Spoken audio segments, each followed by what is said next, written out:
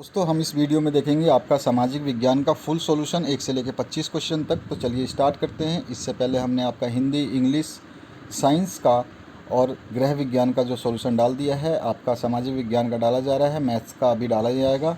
तो इस तरह से आपके सभी सब्जेक्ट के डाल देंगे, आप बने रहिए। और नीचे जो इसी वीडियो के डिस्क्रिप्शन बॉक्स में 10th क्लास की जो प्लेलिस्ट दे रखी है CG SOS 10th class papers के नाम से, उसको ओपन करेंगे तो उसमें आपको सारे सॉल्यूशंस मिल जाएंगे सब्जेक्ट वाइज। तो पहले क्वेश्चन का जो आंसर है यहाँ पर, मोहम्मद पैगंबर के निधन के बाद किनको खलीफा बनाया गया? तो अबू बकर जो थे उनको बनाया गया था। ए ऑप्शन इसमें करेक्ट कर लेना है, ए ऑप्शन इसका करेक्ट है। ठीक है, ये आपका इंग्लिश मीडियम के लिए अबू बकर। इसके बाद में आते हैं हम, किसने भारत आने के लिए समुद्री मार्ग की खोज की? तो आपको सभी को पता है, वास्को डिगामा का नाम बहुत मशहूर है। बी ऑप्शन इसमें करेक्ट कर लेना है आपको।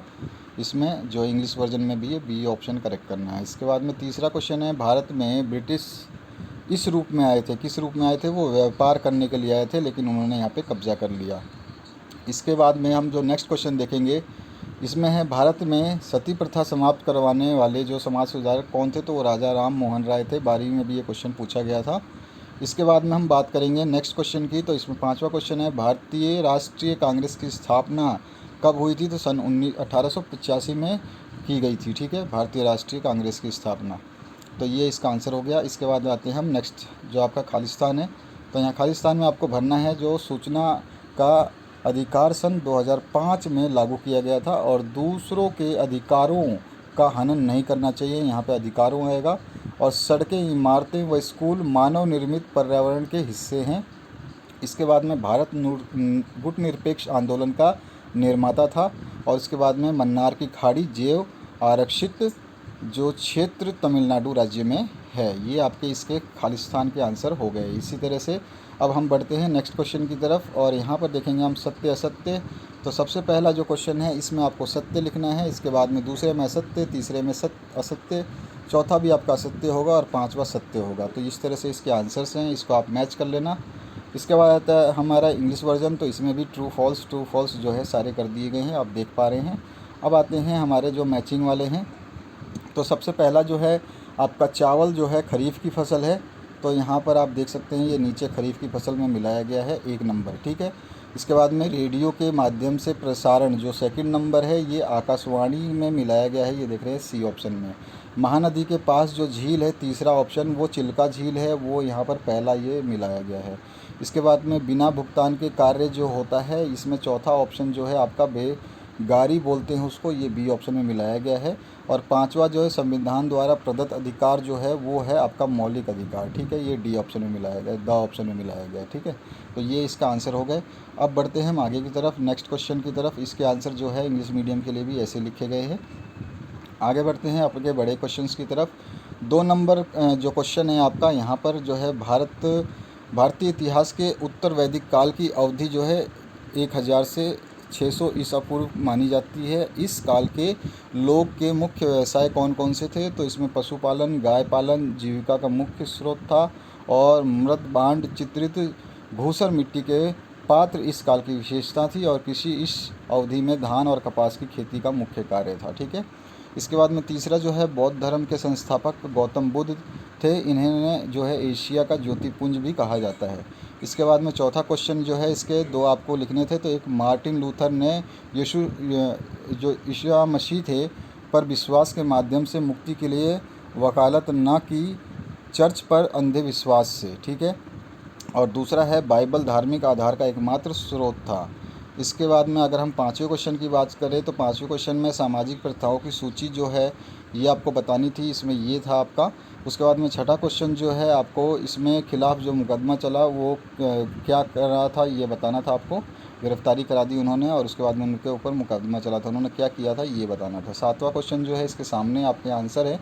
आप आराम से वीडियो को पॉज करके सारे आंसर्स देख लेना, क्योंकि मैं आपका समय ज़्यादा बर्बाद नहीं करूँगा, मैं फटाफट सारे आंसर्स आपको दिखा रहा हूँ। इसके बाद में आठवां जो क्वेश्चन है, भारतीय कृषि की विशेषताएं, वो आपको लिखनी थी। और 9वें क्वेश्चन की तरफ मूव करें हम, तो 9वां जो क्वेश्चन है, इसमें आपका आंसर यहाँ पे लिख दिया गया है। इसके बाद में 10वां क्वेश्चन का आंसर भी लिख दिया गया है। इसी तरह से अगर हम बात करें 11वें क्वेश्चन की, तो 11वां क्वेश्चन भी आपके सामने है, और इसका आंसर भी लिख दिया गया है।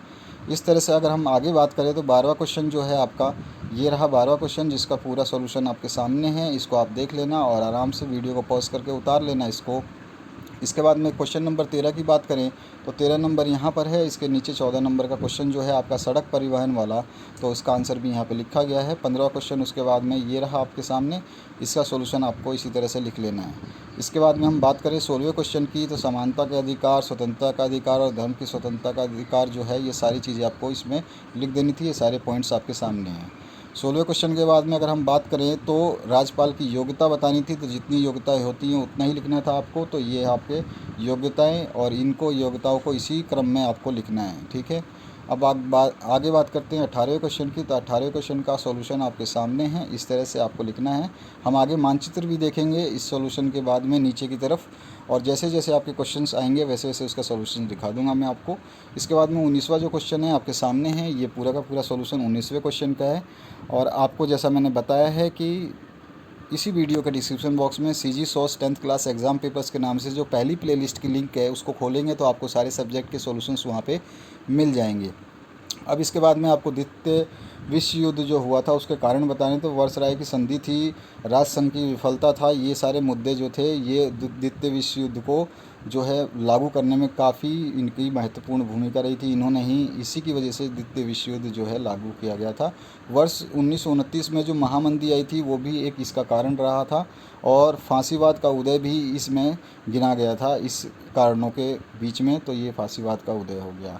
इसके बाद में 21वां जो क्वेश्चन है इसका 8वां पार्ट किया गया है। तो 8वां पार्ट में आप देखेंगे तो यहाँ पर आधुनिक शिक्षा जो है प्राप्त बुद्धिजीवियों में यह चेतना फैली कि उपनिवेशिक शासन का मूल कारण तो भारतीय समाज संस्कृति संरचना में मौजूद कुरीतियों में है। इस तरह से ये पूरा का पूरा लिखना था। इसमें कौन कौन से थे, सामाजिक सुधार का स्वरूप था, मध्यवर्गीय स्वरूप था। इस तरह से आपको ये पूरा का पूरा लिखना है। इसके बाद में आपका प्रजातांत्रिक स्वरूप भी लिखना है, शैक्षिक स्वरूप भी लिखना है। इसके अलावा भी जो आपके छोटे मोटे थे जिसको हमने मिला करके लिख दिया उनको भी आपको लिखना था। तो ये पूरा क्वेश्चन आपको इस तरह से लिखना है। ओपन बुक एग्ज़ाम है आपका, तो आपको सब कुछ सही सही साफ साफ लिखना है।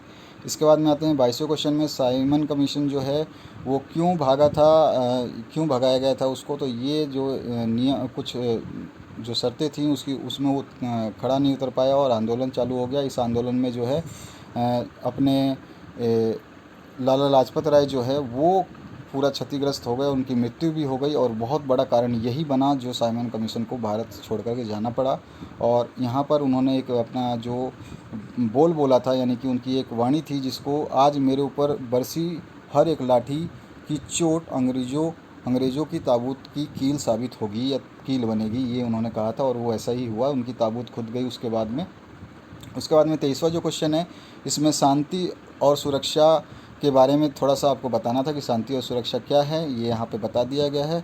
और उसके बाद में आपको शांति सुरक्षा की पारंपरिक और नई धारणा जो कौन कौन सी थी, किस हिसाब से इसको बताना था आपको, तो वो हमने यहाँ पे लिख दिया। आप इसको आराम से पूरा का पूरा एज इट इज़ उतार लेंगे आराम से देख करके।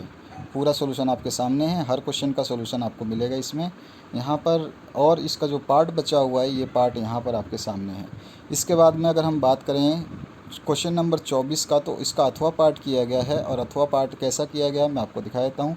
ये रहा इसका 8वां पार्ट, जिसमें भारत की जनसंख्या का लगभग आधा क्षेत्र स्त्रियों का है। इसमें स्त्रियों के बारे में आपको बताना था, तो उसको मैंने यहाँ पे जो हाईलाइट किया है इस क्वेश्चन में। तो आप इसको पूरे के पूरे देख सकते हैं। आराम से वीडियो को पॉज कर लीजिए और आराम से देखिए। पहला पैराग्राफ के बाद में दूसरा पैराग्राफ और तीसरा पैराग्राफ में ये ख़त्म हो जाएगा, ठीक है।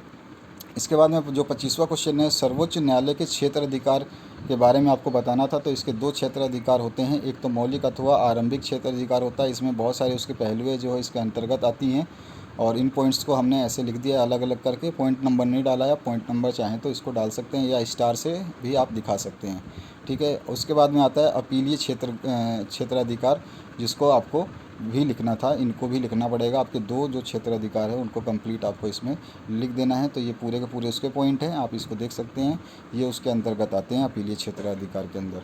तो ये वाला पूरा का पूरा जो सॉल्यूशन है आपको इस तरह से 25वें का लिखना था। अब आगे बढ़ेंगे हम 26वें क्वेश्चन की तरफ, जब हम देखेंगे मैप, और फिर 27वें क्वेश्चन पे समापन करेंगे। तो ये इस तरह से आपको, ये थोड़ा सा बड़ा है क्योंकि इसमें क्षेत्र अधिकार बहुत ज़्यादा हैं, और इसमें से आप 1-2 पॉइंट 3 पॉइंट आप छोड़ना चाहें तो उनको छोड़ सकते हैं। तो ये आपका पूरा सॉल्यूशन यहाँ तक कंप्लीट हो जाएगा। इसके बाद में 26वें का अथवा कर दिया है मैंने। तो आपकी मर्ज़ी है, आप अथवा करें या दूसरा करें। तो मैं आपको समझा देता हूँ। अरावली जो पर्वत है उसको आपको यहाँ दिखाना था, ये पीला वाला जो डॉट है, ऐसा आपको पेंसिल से यहाँ पे भर देना है और यहाँ पे दिखा देना है अरावली पर्वत। इस जगह पे आपको नेपाल दिखा देना है। इधर यहाँ पर जहाँ पे ये क्रॉस हो रहा है इस जगह पे नर्मदा नदी दिखा देना है। छत्तीसगढ़ के लिए थोड़ा सा ये बड़ा सा एक डॉटेड बनाना है और यहाँ पे छत्तीसगढ़ दिखा देना है। इसके बाद में अगर हम मानचित्र के इधर आएँ लेफ़्ट हैंड में, तो यहाँ पर आपको अरब सागर दिखाना है और राइट साइड में आपको अंडमान निकोबार द्वीप समूह दिखा देना है। तो ये पूरा आपका मानचित्र का काम हो जाएगा इससे। इसके बाद में 27वां जो क्वेश्चन है आपका, इसमें आपको पूछा गया था कि भारत में दबाव जो समूह हैं उनको वर्गीकृत करना था, उनके बारे में आपको समझाना था क्या क्या होते हैं।